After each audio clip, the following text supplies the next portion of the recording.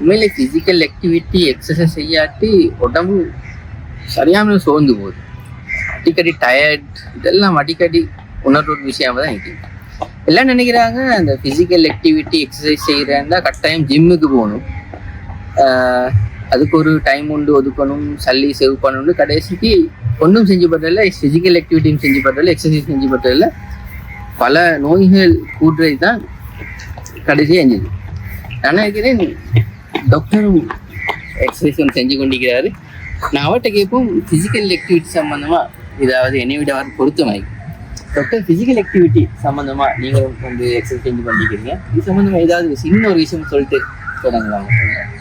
Physical activity எங்களுக்கு தெரியும் உண்மையிலே தொற்றா நோய் வராமிக்கிறது ஒரு முக்கியமான காரணம் ஒன்று தான்.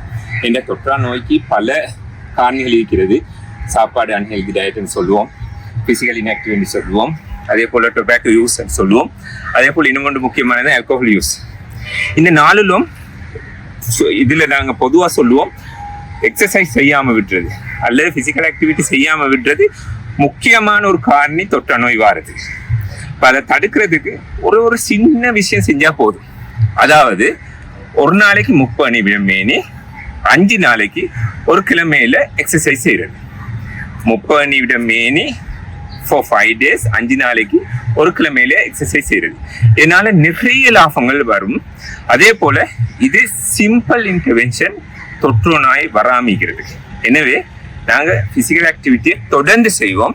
அதே போல சுகதேகியா மாறுறதுக்கு இது ஒரு முக்கியமான ஒரு இன்டர்வென்ஷன். எஸ், கிழமையில 5 நாள் ஒரு நாளைக்கு 30 நிமிஷம் நீங்கள் ஃபிசிக்கல் ஆக்டிவிட்டி செஞ்சாலே பல நோய்கள் வந்து உங்களை தடுத்துக்கொள்ளும். Very simple. இன்ஷா அல்லாஹ் இன்றையிலேருந்து அந்த வேலையை நாங்கள் தொடங்குவோம். ஜஸாக்கல்லாஹ்.